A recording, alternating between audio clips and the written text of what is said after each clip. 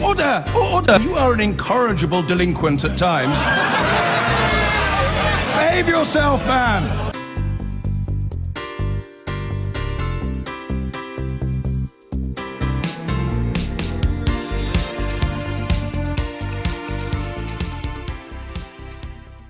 Okay, now the Tories have taken some flack over their policies on immigration today over the past week or so, but they are far from the only party under the spotlight.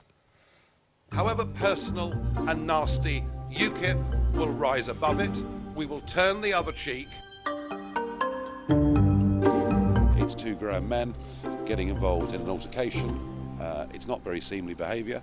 Well, if it's taking that tone, let's me and you take this out of the room, and his words were mano il mano. There has been for some time now a growing unpleasantness in UKIP which goes right to the top, to Nigel Farage himself. Let us build a kinder politics, a more caring society together. So you're a lying racist. Really? Why didn't you go and a Nazi apologist. A Nazi apologist. A Nazi apologist. These attacks are unacceptable. We've got to have a kinder, gentler politics in reality, not just a slogan. You know what some people call them? The Nasty Party.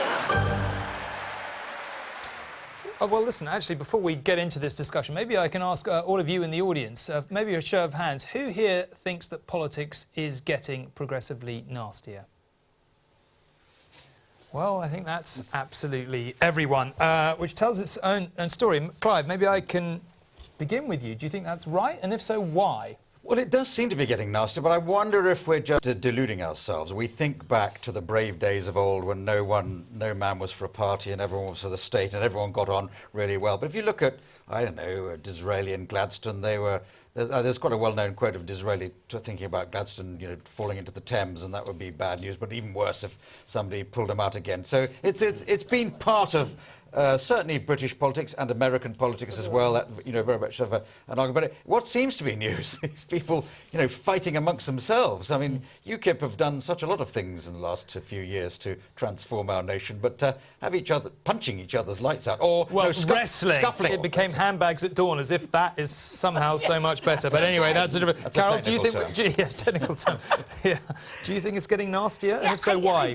I do. I think people now politicians can say the most outrageous, the most offensive things, and there's a huge uproar about it, big furore, and nothing ever gets done. But I think in many, UKIP started it as well. I mean, remember people like Godfrey Bloom, he said things like, we had to stop sending aid to Bongo land. We'd never heard language like that. And remember, he was in a room one time and he called a room full of women sluts, and we were all going, oh my God, this is terrible. But then it's got worse since then. And I think maybe it's a bit like Brexit. Maybe all this and the support that these people have, maybe it's a reaction, it's like Brexit, it's a reaction to politicians who have patronised people for too long, who don't listen to them.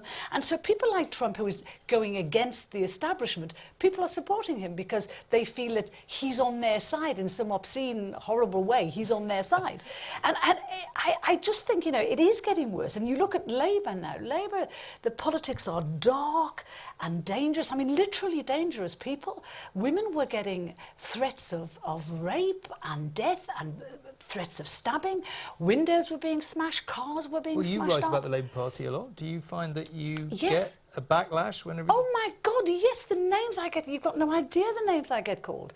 If I criticise Corbyn or what he's doing, it's an onslaught. I mean, I have to prepare myself on Sundays. It's an onslaught, and it's on Twitter and things like that. It's do you find yourself literally not wanting to do it anymore? Just saying, I can't sit and bear to write this because I know I'm going to get. Because you know what? If you do that, it means they've won, and that's exactly what those yobs in the Labour Party are doing. They're hoping that and that's what they were doing to MPs recently. They were threatening them, they were trying to scare them in the hope they would shut them up. And no one has got to shut up in the face of that. Ken, do you think politics is getting nastier, and if so, why? It certainly is getting, yes, it's getting more extreme and nasty in some ways. It's every Western democracy. I mean, we all know about America, where you've got two candidates, neither of We're whom... going to come to that in a minute. Yeah, So, yeah. neither of whom are popular. We know what's happening here, and UKIP, I think, has never been a very attractive organisation. You've got Marine Le Pen, you've got Syriza, you've got Podemos Syriza in Greece, Podemos in Spain, Alternative for Deutschland being very aggressive and racialist in Germany, and people are going to rather simplistic, extreme people of left and right, because the world's so complicated.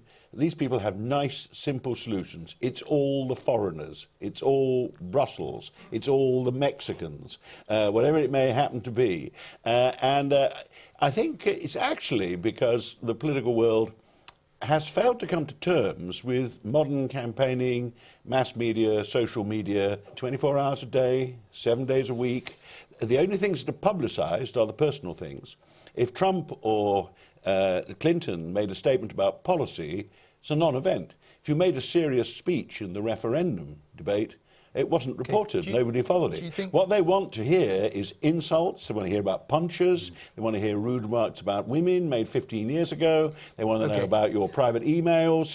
Bonnie, is that what it's about? The politicians are somehow, and the present public relations men won't do it because they're all immersed in this stuff. Someone's got to find a way of actually commanding public respect and interest in serious politics. I think we're looking at it in a way that I think is absolutely precise. I mean, I'm not a member of the Labour Party, but I do believe in left-of-centre government is the best way to deliver equality and justice for people. I would like the Labour Party to form the next government. That's my wish. And their leader is their business. However, what appalls me is the fact that 3/4 of our press is right-leaning, so that in fact, the information that we get about Labour doesn't get a break. But that doesn't explain the level of vituperative abuse. Yes, it does. Yes, it does, Tom, because this nation... Well, they're not reading the press, surely, those papers. Yes, people are reading the press. Bonnie, that doesn't explain why people on Twitter are getting death threats. Let me just say this. Twitter is another thing. 140 characters and bang, bang, bang. I get a lot of negativity, too. People don't know how to be nice on Twitter. I mean, and I'm not saying But why? If threatens to kill you. I'm not excusing that. I'm not excusing that, Carol. You know, that's absolutely not on. But what I want to separate out is that we have, as Michael Gove said at Leveson, when he stood up and said, we have a scurrilous press. Yes, we do. And it's one of the glories of this country, but it is right-leaning, and it leaves the Labour Party and demands a higher standard, and it criticizes it to a higher standard. The discussion of the press is a whole nother half hour. I'm saying that that's part of it. I totally get that. But